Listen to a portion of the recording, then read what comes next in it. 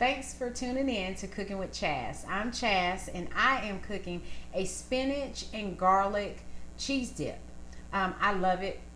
Love it, love it, love it. It is not the healthiest dish, but it sure tastes good and it's just comfort food, okay? So we're going to fix it today and you're going to love it, and so will your friends. So let's go ahead and get started, and I'm going to show you the ingredients to the dish. You're going to need a half a cup of spinach. You can use fresh or frozen, but do not use canned spinach. Now, if you do get the frozen, get the whole leaf and then roughly chop it after you've, either before or after you cook it up. I also added some onions, some white onions in there when I was cooking it down, just to add a little bit more flavor. If you don't like onions that much, don't add the onions. Here I have a roasted garlic bulb. I roasted the entire thing, but right here I only have 4 or 5 cloves.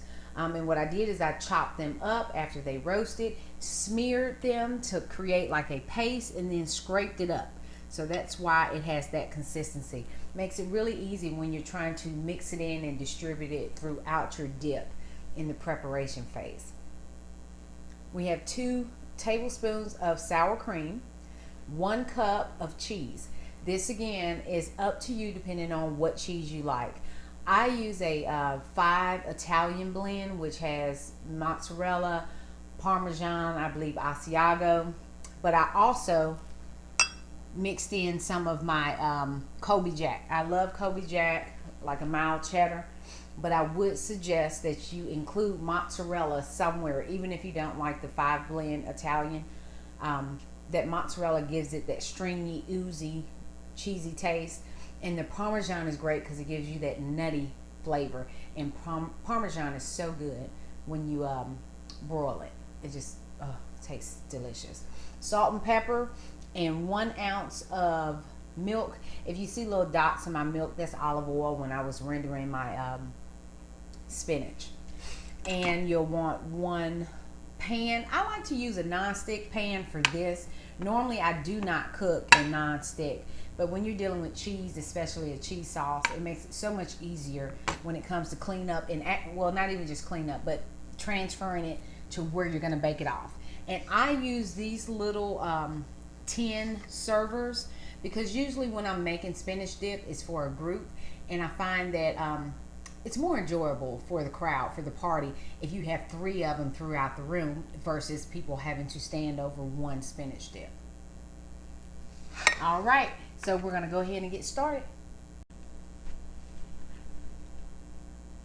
So the first thing we're going to do is preheat our oven to 350 degrees so we can bake these dishes off. Cut. The first thing we're going to do is preheat our oven to 350 degrees, so while we're compiling this stuff, it can be heating up and we can just keep moving. So turn your eye on to a medium and go ahead and add that spinach that you've cooked up already. Because if you think about it, all we're really doing is reheating everything and adding cheese. Spinach dip is not a big deal to cook, which you'll see in just a second. So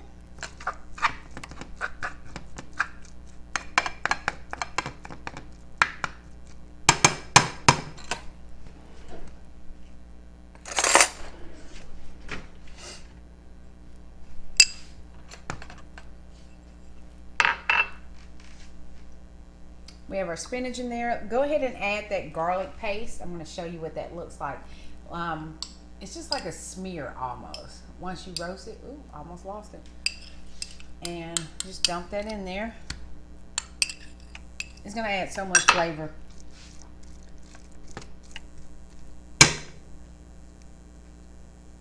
Okay.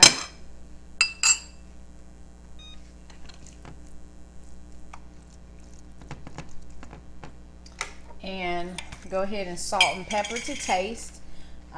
Go light on your salt. Remember your cheese, depending on what cheese you're using, it may be salty. So don't overdo it in this process because you can always add a little bit of salt at the end. It's not as good when you add it from the beginning, but you'd rather under salt than over salt. And as you know, if you watch my videos, I love pepper, so salt and pepper to taste.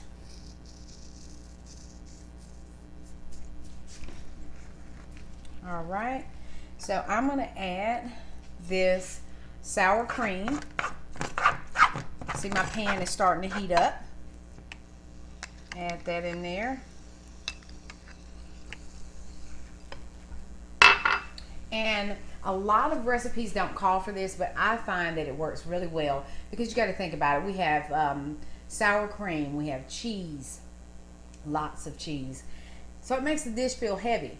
Why not lighten it up with a little bit of lime juice? Not the entire half for this portion because we're only doing 1 cup.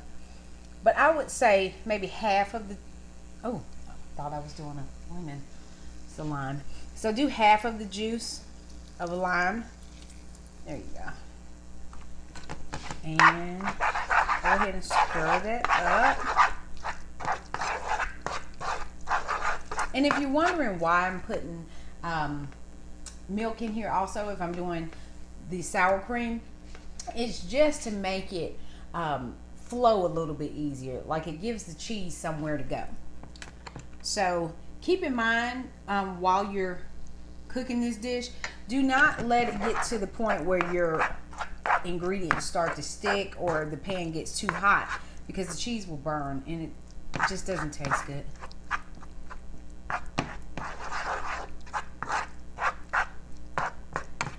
So right now my I'm sorry, I don't know if I told you guys, the eye right now is at a medium to medium high, closer to a medium.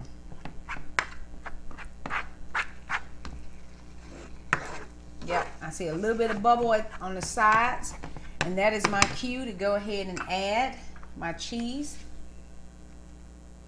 You want to add half of your cheese to this because we need a little bit of cheese for our toppings.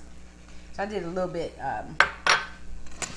shy of half, but it'll work out. And just fold that in.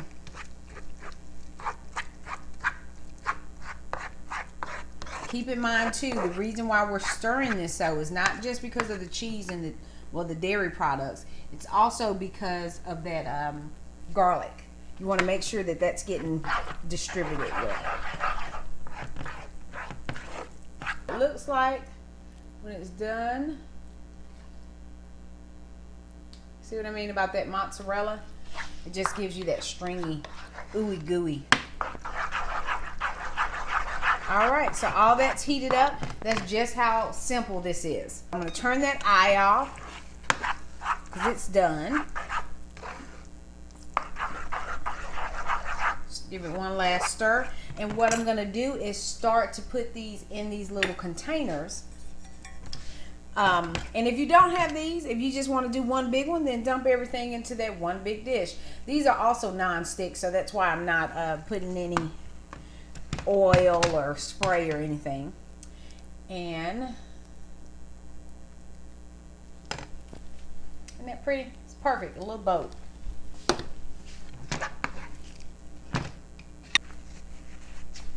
Okay, and now that cheese that we reserved, let's put it on the top and just sprinkle a little bit. You don't need much because you know how much cheese you've already put on the inside of it. It's more for presentation at this point.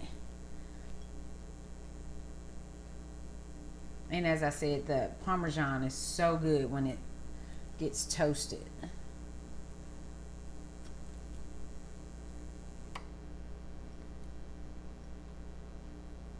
There we go. All right, so I'm going to pop these in the oven. I started out, like I said, at a 350 degree oven. And then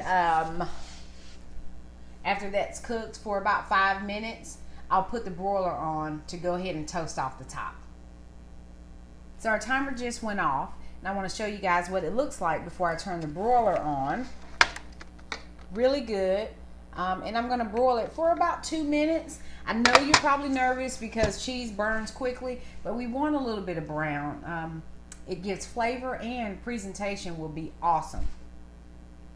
All right, I am going to set my broiler.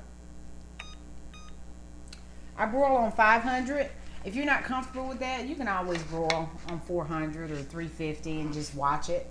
But 500 for 2 minutes. So my timer went off, and this is the finished product. Looks great. No need to plate up because this is your serving dish. Just put out some tortilla chips or pita chips, whatever you like. I hope you enjoyed the video. If you haven't already, don't forget to subscribe and leave any comments for any dishes you might like to see. Thanks again for tuning in to Cooking with Chaz. See you next time.